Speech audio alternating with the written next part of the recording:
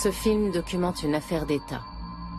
Il met en scène des assassins d'extrême droite qui pendant des années ont agi en toute impunité sur le territoire allemand. Leur haine des étrangers les a poussés à tuer 9 personnes d'origine étrangère et une policière, à commettre des attentats à la bombe, à braquer des banques, sous les yeux des contacts et des indicateurs de pratiquement tous les services secrets allemands. Ce film met en lumière les failles inquiétantes des services de sécurité allemands qui ont échoué à arrêter ces crimes. Au cœur de cette histoire, la tromperie, le mensonge, l'escroquerie, mais aussi la lutte entre le Parlement et les appareils de l'État allemand, entre la volonté d'informer et la dissimulation. Il s'agit de savoir si notre démocratie fonctionne et si nous pouvons tenir notre promesse aux citoyens allemands. Car nous leur avons dit, qui que vous soyez, quelle que soit votre origine, sachez que les autorités feront tout ce qui est en leur pouvoir pour élucider les affaires criminelles. On aurait pu à plusieurs reprises interrompre cette série de meurtres. On avait les informations, on avait les moyens de le faire. Mais pour une raison obscure, personne n'a agi. Ce que je trouve inquiétant, c'est que les services secrets ont pris l'habitude de se soustraire au contrôle de la justice.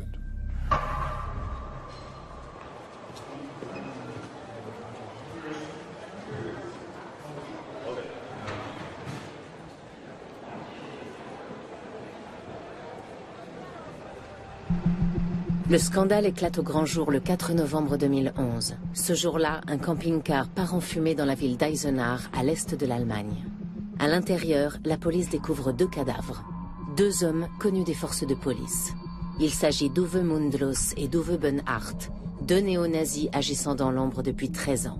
Ils ont été abattus d'une balle tirée par un fusil à pompe à canon scié.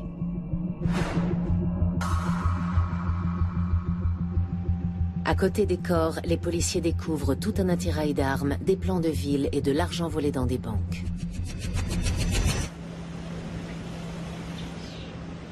Peu de temps après, un logement explose à Zwickau en Saxe. C'est Beate Zschäpe, la compagne des 2 hommes, qui y a mis le feu. Beate Zschäpe se constitue prisonnière quelques jours plus tard. Depuis le mois de novembre dernier, elle se trouve en détention provisoire et refuse de parler.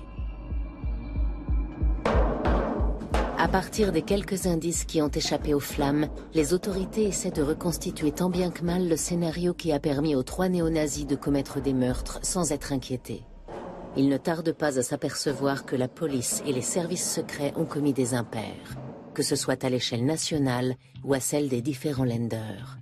Un constat pour le moins alarmant, qui signe l'échec des 16 services secrets des Länder chargés de protéger l'État contre le terrorisme, du service de sécurité militaire fédéral, ainsi que celui des nombreuses forces de police impliquées dans l'affaire. Le sociologue Roland Eckert est l'auteur de nombreux travaux sur l'extrémisme et la violence.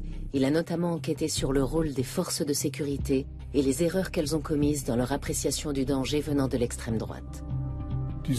Les services secrets, sous leur forme actuelle, sont le produit d'une volonté spécifiquement allemande d'empêcher la formation d'une police politique, comme celle qui existait par le passé. Ils reposent donc sur des fondements tout à fait respectables. Mais force est de constater que ces mêmes services de sécurité, qui sont censés mener un travail d'éclaireur, n'ont pas fonctionné correctement. L'inefficacité de cet appareil gigantesque a été révélée aux yeux de tous.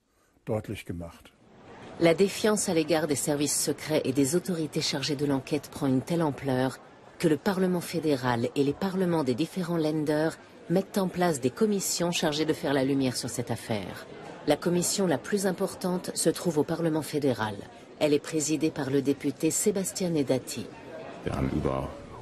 Nous avons pris connaissance de plus d'une centaine de preuves. Nous avons reçu beaucoup d'autres pièces.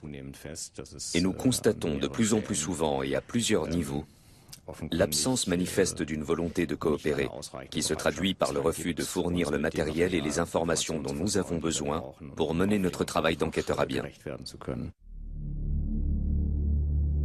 En tant que néo-nazis, Uwe Mundlos, Beate Zschäpe et Uwe Böhnhardt étaient depuis longtemps dans le collimateur des autorités.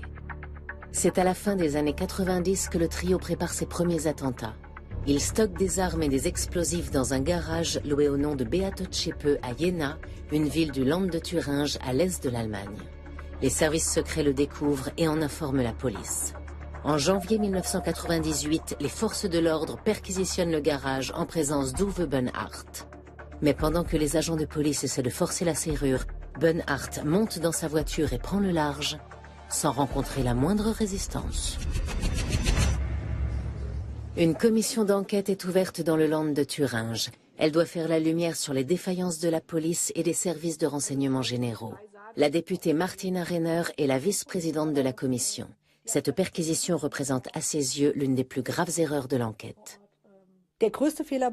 La plus grande faute de la police a sans aucun doute été commise lors de la préparation et de la perquisition du garage à Jena. Les officiers ont trouvé une bombe tuyau et n'ont pas arrêté les 3 suspects, qu'ils auraient au moins pu placer en garde à vue. À cela s'ajoutent les défaillances de la recherche soi-disant ciblée des criminels. Quand on consulte les dossiers, on s'aperçoit vite que la police avait toutes les informations sur les structures susceptibles d'aider les 3 criminels à plonger dans la clandestinité. La police trouve dans le garage des armes, du matériel de propagande et plus d'1 kilo de TNT utilisé pour la confection de plusieurs bombes tuyaux. Un avis de recherche est lancé, mais le trio a disparu sans laisser de traces. Les 3 criminels se terrent d'abord à Chemnitz. Ils passent 2 ans dans la ville en changeant plusieurs fois d'adresse. Des camarades mettent des logements à leur disposition. Il s'agit pour la plupart d'activistes appartenant au mouvement Blood and Honor, Sang et Honneur. Sang et Honneur est un réseau raciste agissant à l'échelle internationale qui s'autofinance en diffusant de la musique d'extrême droite et en organisant des concerts. Cette organisation est bien implantée à l'est de l'Allemagne. L'idéologie de Sang et Honneur fait du génocide des Juifs une action héroïque. Le mouvement considère le combat armé pour la préservation de la race blanche comme le devoir de tout activiste.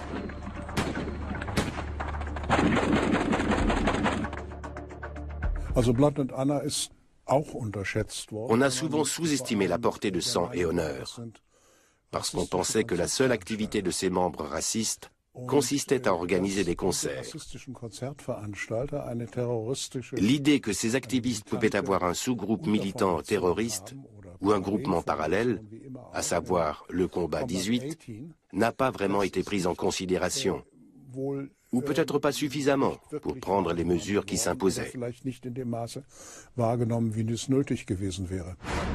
Les 3 criminels s'installent dans la clandestinité. Leur soutien ne leur procure pas seulement des logements, mais aussi des fausses identités et des armes. Le trio forme désormais une cellule terroriste et il se prépare à passer à l'action. Comment a-t-on pu en arriver là? Que savaient les services secrets? Et pourquoi le trio n'a-t-il pas été arrêté? Les commissions d'enquête demandent des informations, des dossiers, entendent des témoins, mais l'enquête piétine. On s'aperçoit que les services secrets à l'échelle nationale ou à celle des Länder ont détruit des pièces, des dossiers et des preuves juste après la découverte de la cellule terroriste. Derrière ces agissements se cache sans doute la volonté des services secrets de dissimuler leurs défaillances, car ils étaient bien plus près des terroristes qu'ils ne veulent l'admettre. Quand on demande directement à des personnes du gouvernement fédéral s'il y a eu des contacts entre les autorités allemandes et la cellule terroriste ou l'entourage de la cellule, et que l'on nous répond par la négative pendant des semaines, alors que l'on sait pertinemment le contraire, mes collègues et moi avons toutes les raisons de nous sentir floués. Et ça ne fait pas plaisir. Toutes les forces de sécurité sont avisées de vérifier une nouvelle fois, chacune dans son domaine de compétence, si elles disposent d'informations en lien avec le trio, avec son entourage proche, ou avec toute personne susceptible d'avoir été en contact avec lui. Une chose est sûre, les services secrets avaient placé Uwe Mundlos sous surveillance dès 1994. Cette année-là, il fait son service militaire dans l'infanterie mécanisée. Son nom apparaît alors dans un dossier en raison de ses convictions d'extrême droite. Le parquet ouvre une enquête. C'est le MAD, le service de sécurité militaire allemand, qui s'occupe des soldats d'extrême droite. Il essaie alors de faire de Mundlos l'un de ses indicateurs en lui proposant de les tenir informés des activités de ses camarades néo-nazis. Mais le soldat refuse toute forme de coopération. Quand on découvre la proposition de recrutement du MAD, le ministère de la Défense accepte de livrer ses dossiers après bien des hésitations. Pour le député Sebastian Dati, c'est un véritable scandale.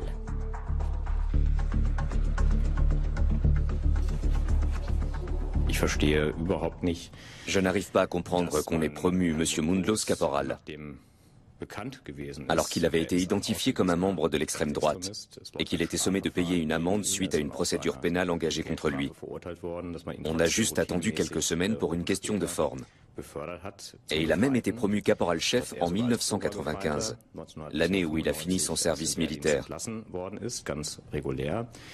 On avait également envisagé de faire appel à lui pour de futurs exercices militaires. Même avec la meilleure volonté du monde, je n'arrive pas à comprendre comment M. Mundlos a eu le droit de prendre part aux exercices de tir et de manipuler des mitrailleuses après la révélation de son appartenance au mouvement d'extrême droite. Mundlos finit son service militaire dans les règles en 1995 et rejoint ses amis d'extrême droite. L'idéologie nazie, la haine des étrangers, des juifs et de la démocratie unit depuis plusieurs années déjà les trois activistes originaires de Iéna. À cette époque, les opportunités de clamer leurs convictions haut et fort ne manquent pas. Ils prennent régulièrement part aux manifestations et aux rassemblements néo-nazis. Le trio se met à fabriquer en secret des bombes disposées dans des valises qu'ils déposent dans le centre-ville d'Iéna.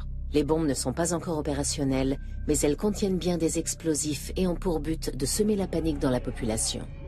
Les activistes entrent alors dans le collimateur des services secrets. Ils sont tous les trois membres du Thüringer Heimatschutz, la protection de la patrie de Thuringe. Il s'agit à l'époque de l'aile la plus radicale de l'extrême droite dans la région. Le groupe compte à peine 140 membres, parmi lesquels de nombreux indicateurs. Ces derniers agissent pour le compte de différents services de renseignement intérieur et pour le MAD. Pendant des années, 40 indicateurs livrent des informations sur les actions, la structure et les cadres du groupe néo-nazi. Et pourtant, les services secrets ignorent qu'une cellule terroriste se constitue dans ses rangs. Un indicateur est avant tout une personne qui partage les mêmes opinions politiques que le groupe dont il fait partie, par opposition avec un agent sous couverture. L'indicateur ne fournit que les renseignements qui lui rapportent de l'argent, qui sont plausibles, et qui ne mettent pas ses camarades en danger. Cela induit une désinformation, notamment quand les agents du renseignement qui exploitent ensuite ces informations partent du postulat que ceux dont ils n'entendent pas parler n'existent pas. En 1998, après la perquisition du garage, les trois terroristes disparaissent comme par enchantement. La police et les services secrets mettent tout en œuvre pour les retrouver, mais en vain. Et pourtant, les enquêteurs auraient pu trouver le repère des criminels. Le nom de leur soutien figurait sur une liste de coordonnées téléphoniques qu'Uwe Mundlos avait constituée avec les membres du réseau.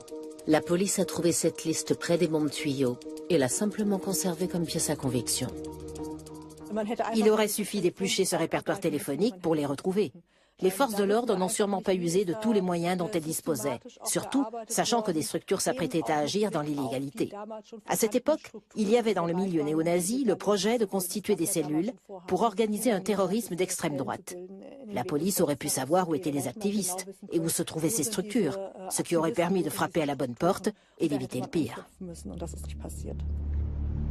Les services secrets apprennent tout de même que le trio a besoin d'argent, car la vie dans la clandestinité lui coûte cher. Le réseau de soutien organise des collectes et les trois criminels inventent un jeu répugnant qu'ils nomment Pogromli, qu'ils vendent dans le milieu de l'extrême droite. Les renseignements généraux allemands en acquièrent plusieurs exemplaires.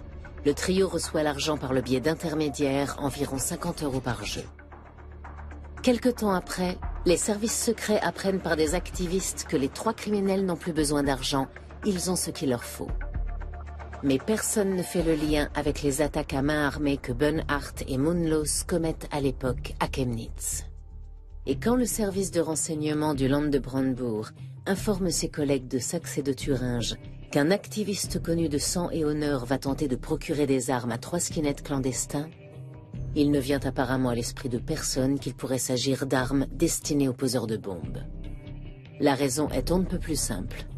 Les services secrets coopèrent à peine avec les investigateurs des autres Länder. Tous les services secrets essaient de garder le monopole sur leurs informations pour accroître leur pouvoir. Ils ne font pas toujours preuve de la meilleure volonté quand les services de la police judiciaire et les services de renseignement généraux veulent accéder à leurs informations.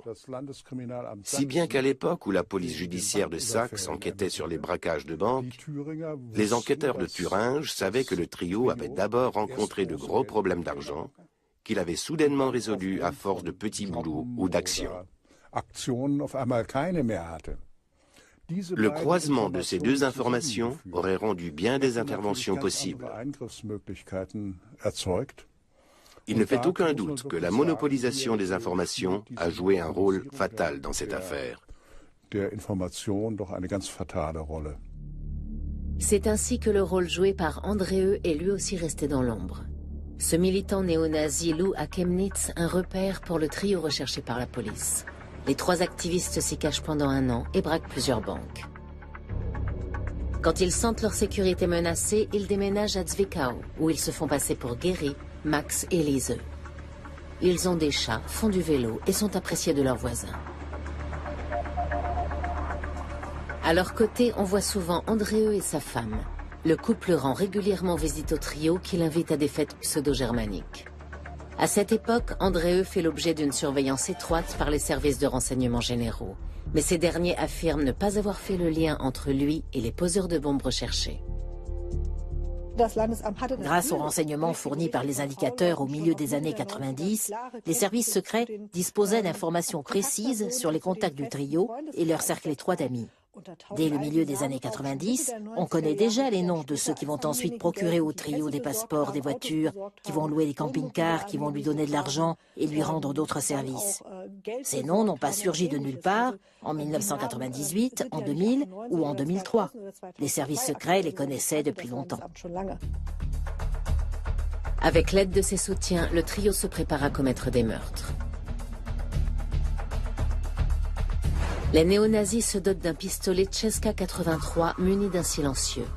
Un camarade du temps de Jena est suspecté de leur avoir fourni l'arme, Ralph W., un activiste membre de la protection de la patrie de Thuringe, qui fait lui aussi l'objet d'une surveillance étroite depuis des années. Pour passer à l'action, les criminels suivent à la lettre le mode d'emploi donné par un manuel du mouvement Sang et Honneur. Fonctionnement d'une cellule, attentat à la bombe, assassinat d'étrangers, tout y est décrit dans le détail. La série de meurtres commence en septembre 2000 à Nuremberg, juste 3 jours avant l'interdiction du mouvement Sang et Honneur en Allemagne. La première victime, Enver Simsek, un fleuriste d'origine turque. Les auteurs du crime appuient 8 fois sur la gâchette. À peine 1 an plus tard, c'est au tour du retoucheur turc Abdurrahim Özüdoglu d'être abattu. Le jour même où l'interdiction du mouvement Sang et Honneur entre définitivement en vigueur. 7 autres assassinats de petits entrepreneurs d'origine étrangère viennent ensuite s'ajouter à la liste. La police reconnaît l'existence d'une série, mais cherche les coupables dans le crime organisé. Les enquêtes se concentrent avant tout sur les familles des victimes, comme dans le cas de Theodoros Boulgarides, assassiné à Munich. Les policiers ont demandé aux enfants de Theodoros Boulgarides s'il était impliqué dans un trafic d'êtres humains ou de drogue, ou s'il pratiquait une quelconque activité criminelle. Ils ont aussi demandé à Madame Boulgarides si elle n'était pas mêlée à l'assassinat de son mari. Ils l'ont presque forcée à avouer sa culpabilité.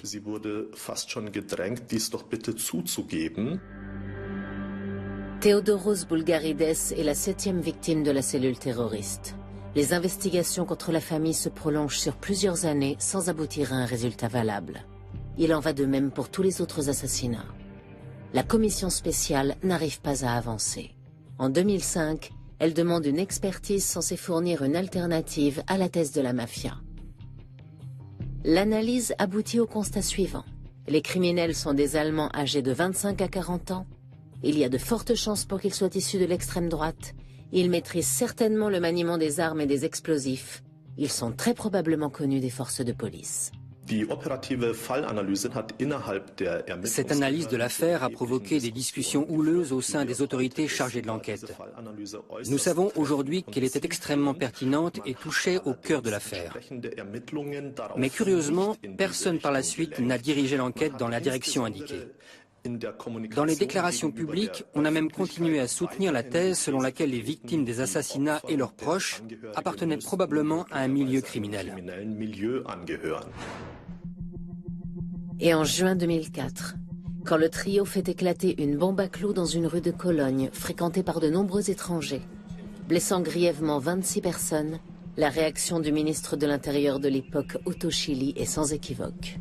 Die Erkenntnisse, die unsere Sicherheitsbehörden bisher gewonnen haben, deuten nicht auf einen terroristischen Hintergrund, sondern auf ein kriminelles Milieu. Le milieu politique ne veut pas faire de vagues. Les attentats contre les étrangers ne sont officiellement pas censés exister en Allemagne. Mais certaines personnes sont depuis longtemps en proie au doute. Entweder eine private Abrechnung oder halt von den Nazis dann, denke ich mal. Ansonsten kann keiner gewesen sein. Les policiers chargés de l'affaire se concertent avec les collègues qui enquêtent sur la série de meurtres et tirent de nombreux parallèles. Ce qui ne les empêche pas de continuer à chercher les coupables dans le milieu de la mafia. C'est à n'y rien comprendre. Je ne vois qu'une seule explication plausible. Les forces de l'ordre s'attendaient tellement à ce que le danger vienne des étrangers et que ce soit eux qui créent les problèmes, que toute information contraire à cette idée a été balayée de la main.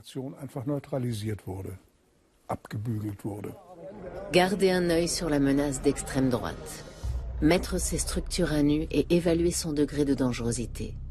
Toutes ces missions incombent en Allemagne à l'Office fédéral pour la protection de la Constitution. Dans un document interne datant de 2004, l'Office établit une liste détaillée des dangers associés à l'extrême droite. Constitution de cellules, attentats à la bombe, tentatives de meurtre, etc. Même le trio y est mentionné. Et pourtant, l'Office aboutit à cette conclusion fatale. À ce jour, aucune organisation ni aucune structure terroriste d'extrême droite ne peut être identifiée en Allemagne. À l'époque, le trio néo-nazi a déjà assassiné 5 personnes et commis 2 attentats à la bombe.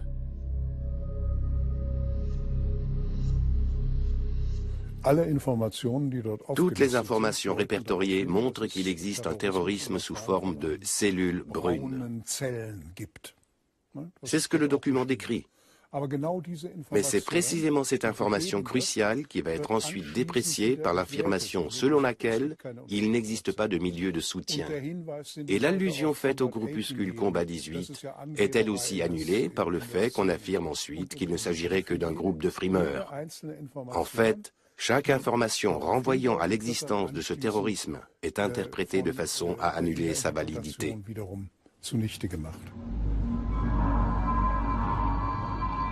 Ces erreurs d'appréciation ne seront identifiées comme telles que lorsque les commissions d'enquête s'intéresseront aux indicateurs implantés dans le milieu de l'extrême droite. La vérité voit peu à peu le jour. Les services secrets étaient plus près des terroristes qu'ils ne voulaient bien l'admettre.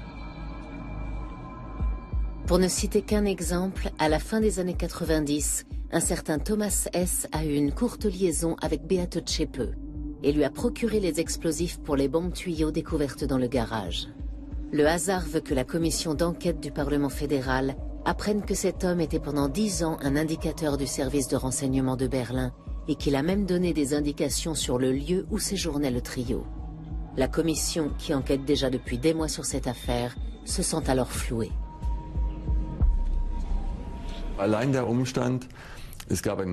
Le seul fait qu'un indicateur comptait parmi les partisans du groupe néo-nazi, et ce depuis plusieurs années, pèse tellement lourd dans la balance qu'on est obligé de se demander comment est-il possible de ne pas avoir réussi à enquêter sur le lieu de résidence du trio, de ne pas avoir découvert où il séjournait, et de ne pas avoir eu vent des actes criminels commis pendant toutes ces années, c'est-à-dire les 10 meurtres, les 14 attaques à main armée et les 2 attentats à l'explosif. C'est vraiment difficile à avaler. Le 10e et dernier meurtre de la cellule terroriste a lieu en 2007. La policière Michelle Kiesewetter est abattue à Heilbronn et son collègue grièvement blessé. Les autorités en charge de l'enquête soutiennent aujourd'hui la thèse officielle selon laquelle Mundlos et Bernhardt auraient commis ce meurtre pour s'emparer des armes des policiers. Le trio aurait par ailleurs décidé de cibler dorénavant les officiers de police. Mais de nombreux doutes subsistent sur cette thèse. Les investigations menées immédiatement après le meurtre se fondent aussi sur l'hypothèse que le crime aurait un lien avec le travail des policiers. Une fois de plus, on impute les meurtres au crime organisé. Pendant des années, les enquêteurs suivent des pistes qui les mènent jusqu'au Balkan, en vain. La sphère privée de la victime est à peine examinée.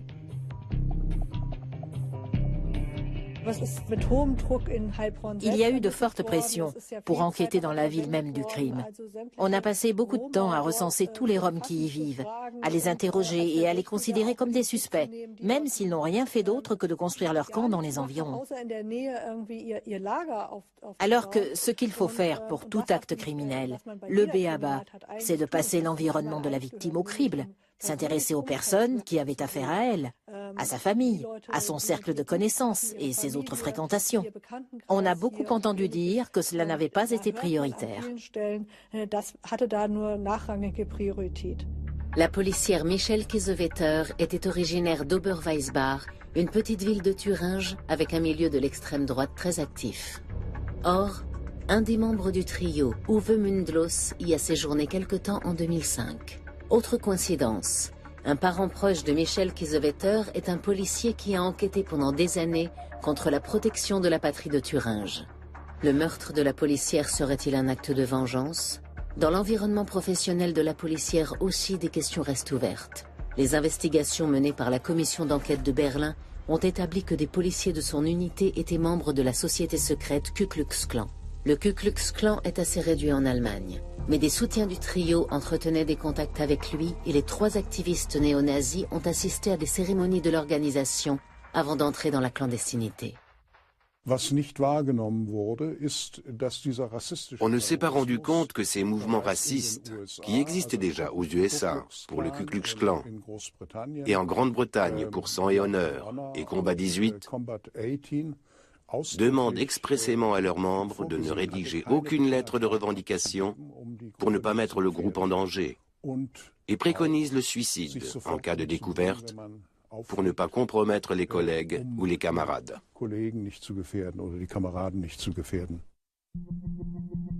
Un suicide en cas d'arrestation imminente. Était-ce donc le plan du trio terroriste? Beate Zschäpe pourrait largement contribuer à lever le voile sur cette affaire. Jusqu'au dernier moment, elle est restée en contact avec son réseau de soutien.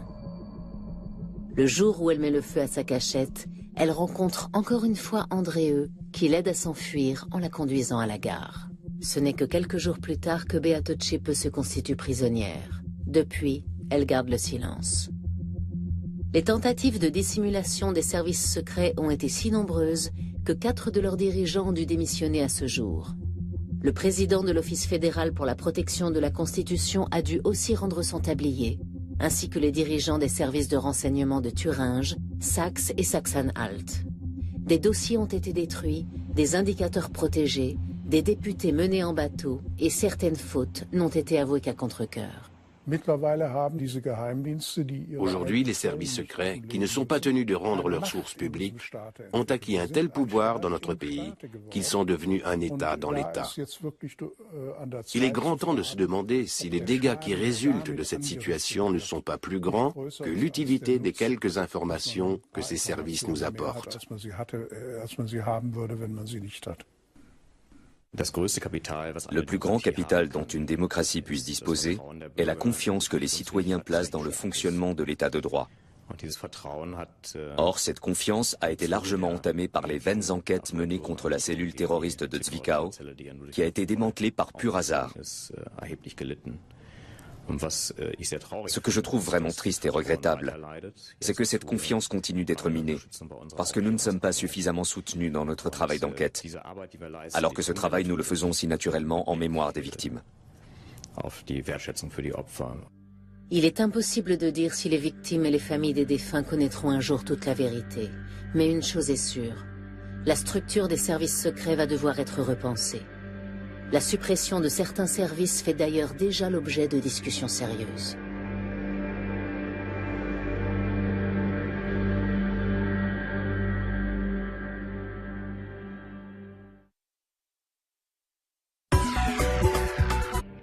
La commission spéciale n'arrive pas à avancer.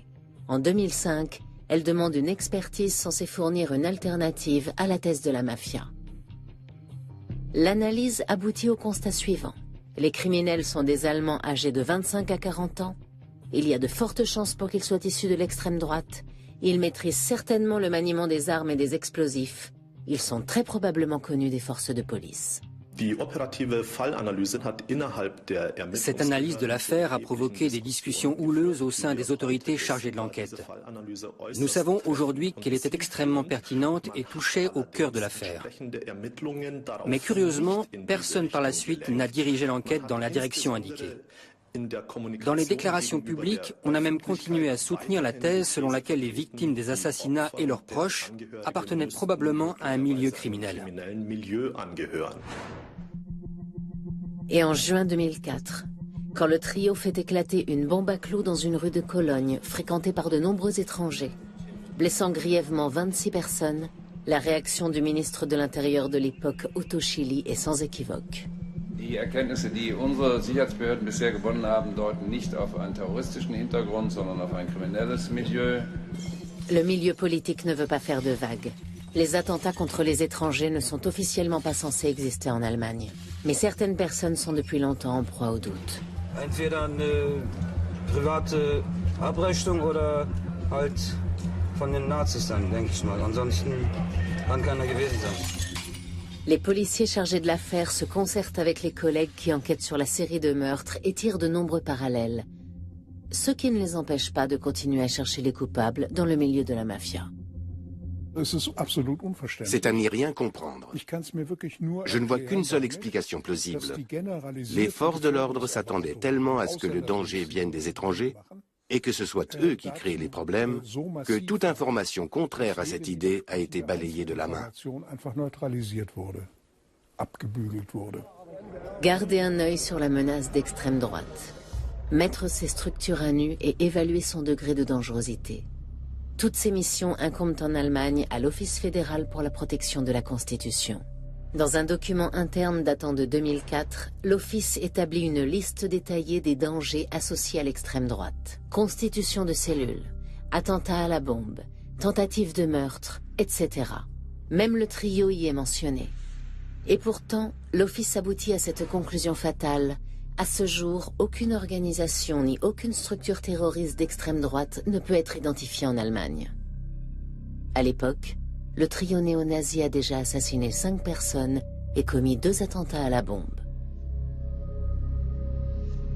Un constat pour le moins alarmant, qui signe l'échec des 16 services secrets des Länder chargés de protéger l'État contre le terrorisme, du service de sécurité militaire fédéral, ainsi que celui des nombreuses forces de police impliquées dans l'affaire. Le sociologue Roland Eckert est l'auteur de nombreux travaux sur l'extrémisme et la violence. Il a notamment enquêté sur le rôle des forces de sécurité et les erreurs qu'elles ont commises dans leur appréciation du danger venant de l'extrême droite. Les services secrets, sous leur forme actuelle, sont le produit d'une volonté spécifiquement allemande d'empêcher la formation d'une police politique, comme celle qui existait par le passé. Il repose donc sur des fondements tout à fait respectables. Mais force est de constater que ces mêmes services de sécurité, qui sont censés mener un travail d'éclaireur, n'ont pas fonctionné correctement. L'inefficacité de cet appareil gigantesque a été révélée aux yeux de tous. La défiance à l'égard des services secrets et des autorités chargées de l'enquête prend une telle ampleur que le Parlement fédéral et les parlements des différents Länder mettent en place des commissions chargées de faire la lumière sur cette affaire. La commission la plus importante se trouve au Parlement fédéral. Elle est présidée par le député Sebastian Nedati. Nous avons pris connaissance de plus d'une centaine de preuves. Nous avons reçu beaucoup d'autres pièces. Et nous constatons de plus en plus souvent et à plusieurs niveaux l'absence manifeste d'une volonté de coopérer, qui se traduit par le refus de fournir le matériel et les informations dont nous avons besoin pour mener notre travail d'enquêteur à bien. En tant que néo-nazis, Uwe Mundlos, Beate Zschäpe et Uwe Bönnhardt étaient depuis longtemps dans le collimateur des autorités. C'est à la fin des années 90 que le trio prépare ses premiers attentats. Il stocke des armes et des explosifs dans un garage loué au nom de Beate Zschäpe à Jena, une ville du Land de Thuringe à l'est de l'Allemagne. Les services secrets le découvrent et en informent la police. En janvier 1998, les forces de l'ordre perquisitionnent le garage en présence d'Uwe Bönnhardt. Mais pendant que les agents de police essaient de forcer la serrure, Bönnhardt monte dans sa voiture et prend le large, sans rencontrer la moindre résistance. Une commission d'enquête est ouverte dans le Land de Thuringe. Elle doit faire la lumière sur les défaillances de la police et des services de renseignement généraux. La députée Martina Renner est la vice-présidente de la commission. Cette perquisition représente à ses yeux l'une des plus graves erreurs de l'enquête. La plus grande faute de la police a sans aucun doute été commise lors de la préparation et de la perquisition du garage à Jena. Des officiers ont trouvé une bombe tuyau et n'ont pas arrêté les 3 suspects, qu'ils auraient au moins pu placer en garde à vue. À cela s'ajoutent les défaillances de la recherche soi-disant ciblée des criminels. Attentat à l'explosif. C'est vraiment difficile à avaler. Le 10e et dernier meurtre de la cellule terroriste a lieu en 2007. La policière Michelle Kiesewetter est abattue à Heilbronn et son collègue grièvement blessé. Les autorités en charge de l'enquête soutiennent aujourd'hui la thèse officielle selon laquelle Mundlos et Bönnhardt auraient commis ce meurtre pour s'emparer des armes des policiers. Le trio aurait par ailleurs décidé de cibler dorénavant les officiers de police. Mais de nombreux doutes subsistent sur cette thèse. Les investigations menées immédiatement après le meurtre se fondent aussi sur l'hypothèse que le crime aurait un lien avec le travail des policiers. Une fois de plus, on impute les meurtres au crime organisé. Pendant des années, les enquêteurs suivent des pistes qui les mènent jusqu'au Balkan, en vain. La sphère privée de la victime est à peine examinée.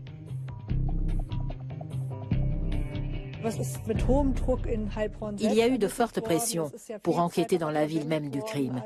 On a passé beaucoup de temps à recenser tous les Roms qui y vivent, à les interroger et à les considérer comme des suspects, même s'ils n'ont rien fait d'autre que de construire leur camp dans les environs. Alors que ce qu'il faut faire pour tout acte criminel, le b.a.-ba, c'est de passer l'environnement de la victime au crible, s'intéresser aux personnes qui avaient affaire à elle, à sa famille, à son cercle de connaissances et ses autres fréquentations. On a beaucoup entendu dire que cela n'avait pas été prioritaire. La policière Michelle Kiesewetter était originaire d'Oberweisbach, une petite ville de Thuringe avec un milieu de l'extrême droite très actif. Or, un des membres du trio, Uwe Mundlos, y a séjourné quelque temps en 2005. Autre coïncidence, un parent proche de Michelle Kiesewetter est un policier qui a enquêté pendant des années contre la protection de la patrie de Thuringe. Le meurtre de la policière serait-il un acte de vengeance? Dans l'environnement professionnel de la policière aussi, des questions restent ouvertes. Les investigations menées par la commission d'enquête de Berlin ont établi que des policiers de son unité étaient membres de la société secrète Ku Klux Klan. Le Ku Klux Klan est assez réduit en Allemagne, mais des soutiens du trio entretenaient des contacts avec lui et les 3 activistes néo-nazis ont assisté à des cérémonies de l'organisation avant d'entrer dans la clandestinité. On ne s'est pas rendu compte que ces mouvements racistes, qui existaient déjà aux USA pour le Ku Klux Klan et en Grande-Bretagne pour Sang et Honneur et Combat 18, demandent expressément à leurs membres de ne rédiger aucune lettre de revendication pour ne pas mettre le groupe en danger et préconisent le suicide en cas de découverte pour ne pas compromettre est interprété de façon à annuler sa validité.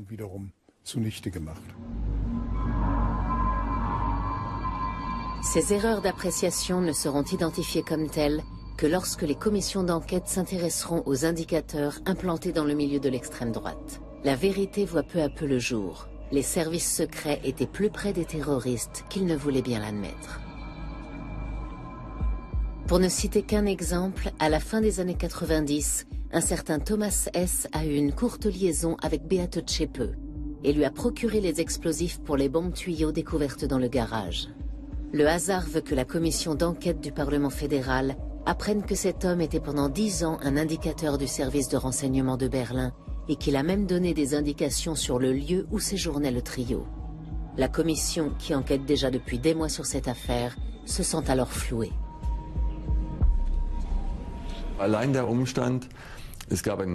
Le seul fait qu'un indicateur comptait parmi les partisans du groupe néo-nazi, et ce depuis plusieurs années, pèse tellement lourd dans la balance qu'on est obligé de se demander comment est-il possible de ne pas avoir réussi à enquêter sur le lieu de résidence du trio, de ne pas avoir découvert où il séjournait, et de ne pas avoir eu vent des actes criminels commis pendant toutes ces années, c'est-à-dire les 10 meurtres, les 14 attaques à main armée et les 2 attentats à l'explosif. C'est vraiment difficile à avaler. Le 10e et dernier meurtre de la cellule terroriste a lieu en 2007. La policière Michelle Kiesewetter est abattue à Heilbronn et son collègue grièvement blessé. Les autorités en charge de l'enquête soutiennent aujourd'hui la thèse officielle selon laquelle Mundlos et Bernhardt auraient commis ce meurtre pour s'emparer des armes des policiers. Le trio aurait par ailleurs décidé de cibler dorénavant les officiers de police. Mais de nombreux doutes subsistent sur cette thèse.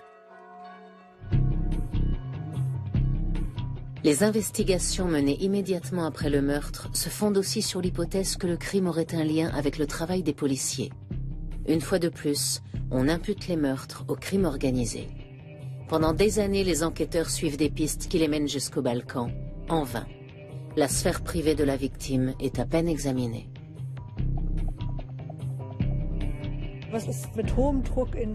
Il y a eu de fortes pressions pour enquêter dans la ville même du crime. On a passé beaucoup de temps à recenser tous les Roms qui y vivent, à les interroger et à les considérer comme des suspects, même s'ils n'ont rien fait d'autre que de construire leur camp dans les environs. Alors que ce qu'il faut faire pour tout acte criminel, le b.a.-ba, c'est de passer l'environnement de la victime au crible, s'intéresser aux personnes qui avaient affaire à elle, à sa famille, à son cercle de connaissances et ses autres fréquentations. On n'a pas vraiment été prise en considération, ou peut-être pas suffisamment, pour prendre les mesures qui s'imposaient.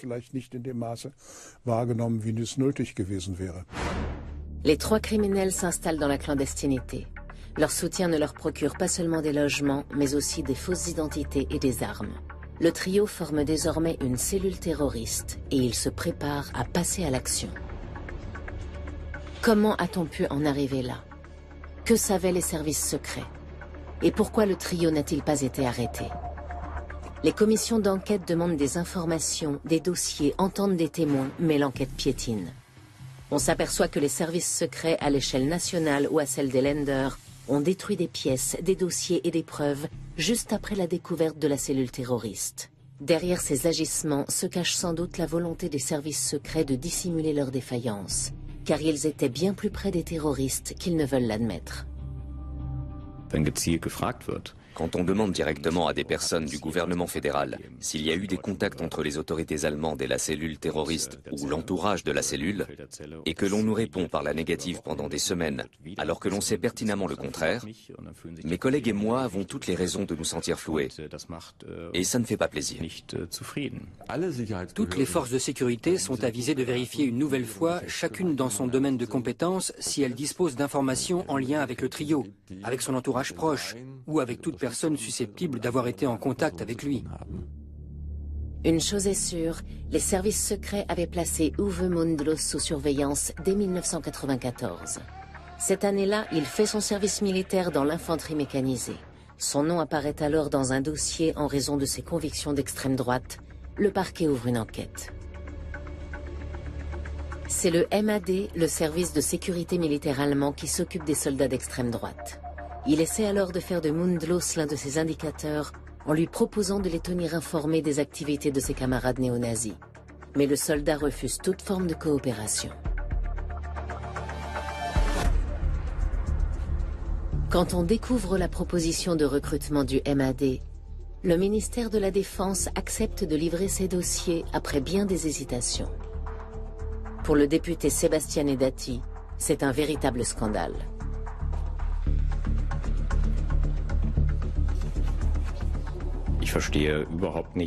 Je n'arrive pas à comprendre qu'on ait promu M. Mundlos caporal. alors qu'il avait été identifié comme un membre de l'extrême droite et qu'il était sommé de payer une amende suite à une procédure pénale engagée contre lui. On a juste attendu quelques semaines pour une question de forme. Et il a même été promu caporal-chef en 1995, l'année où il a fini son service militaire. Il y a de fortes chances pour qu'il soit issu de l'extrême droite.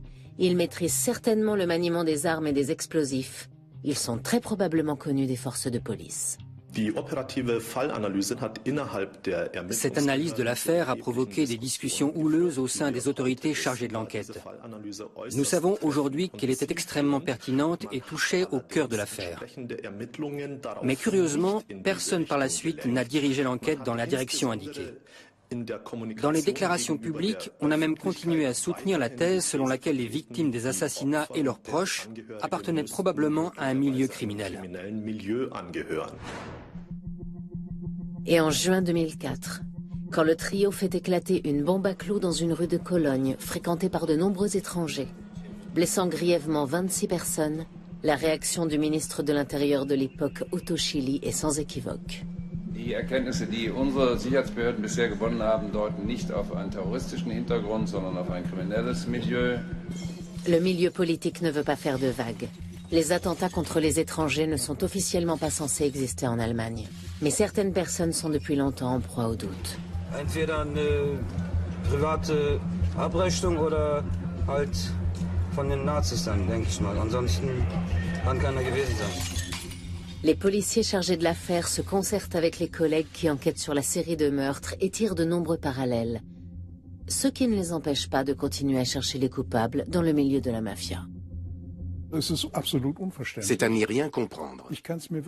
Je ne vois qu'une seule explication plausible. Les forces de l'ordre s'attendaient tellement à ce que le danger vienne des étrangers et que ce soit eux qui créent les problèmes, que toute information contraire à cette idée a été balayée de la main. Garder un œil sur la menace d'extrême droite. Mettre ses structures à nu et évaluer son degré de dangerosité. Toutes ces missions incombent en Allemagne à l'Office fédéral pour la protection de la Constitution.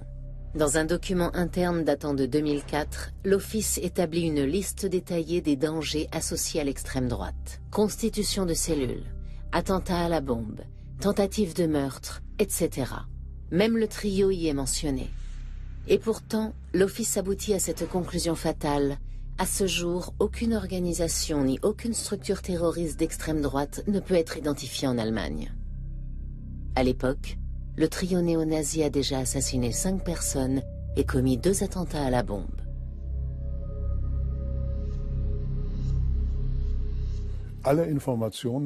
Toutes les informations répertoriées montrent qu'il existe un terrorisme sous forme de cellules brunes. C'est ce que le document décrit.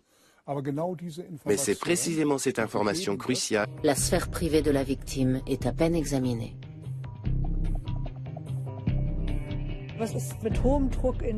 Il y a eu de fortes pressions pour enquêter dans la ville même du crime. On a passé beaucoup de temps à recenser tous les Roms qui y vivent, à les interroger et à les considérer comme des suspects, même s'ils n'ont rien fait d'autre que de construire leur camp dans les environs. Alors que ce qu'il faut faire pour tout acte criminel, le b.a.-ba, c'est de passer l'environnement de la victime au crible, s'intéresser aux personnes qui avaient affaire à elle, à sa famille, à son cercle de connaissances et ses autres fréquentations. On a beaucoup entendu dire que cela n'avait pas été prioritaire. La policière Michelle Kiesewetter était originaire d'Oberweisbach, une petite ville de Thuringe avec un milieu de l'extrême droite très actif. Or, un des membres du trio, Uwe Mundlos, y a séjourné quelque temps en 2005. Autre coïncidence, un parent proche de Michelle Kiesewetter est un policier qui a enquêté pendant des années contre la protection de la patrie de Thuringe. Le meurtre de la policière serait-il un acte de vengeance? Dans l'environnement professionnel de la policière aussi, des questions restent ouvertes. Les investigations menées par la commission d'enquête de Berlin ont établi que des policiers de son unité étaient membres de la société secrète Ku Klux Klan. Le Ku Klux Klan est assez réduit en Allemagne, mais des soutiens du trio entretenaient des contacts avec lui et les 3 activistes néo-nazis ont assisté à des cérémonies de l'organisation avant d'entrer dans la clandestinité. On ne s'est pas rendu compte que ces mouvements racistes, qui existaient déjà aux USA pour le Ku Klux Klan et en Grande-Bretagne pour Sang et Honneur et Combat 18, demandent expressément à leurs membres de ne rédiger aucune lettre de revendication pour ne pas mettre le groupe en danger et préconisent le suicide en cas de découverte pour ne pas compromettre les collègues ou les camarades.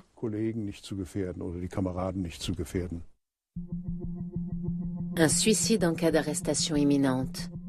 Était-ce donc le plan du trio terroriste? Beate Zschäpe pourrait largement contribuer à lever le voile sur cette affaire. Jusqu'au dernier moment, elle est restée en contact avec son réseau de soutien. Le jour où elle met le feu à sa cachette, elle rencontre encore une fois Andreeu, qui l'aide à s'enfuir en la conduisant à la gare. Ce n'est que quelques jours plus tard que Beate Zschäpe se constitue prisonnière. Depuis, elle garde le silence.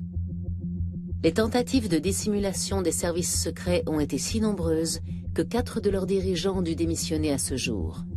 Le président de l'Office fédéral pour la protection de la Constitution a dû aussi rendre son tablier, ainsi que les dirigeants des services de renseignement de Thuringe, Saxe et Sachsen-Anhalt.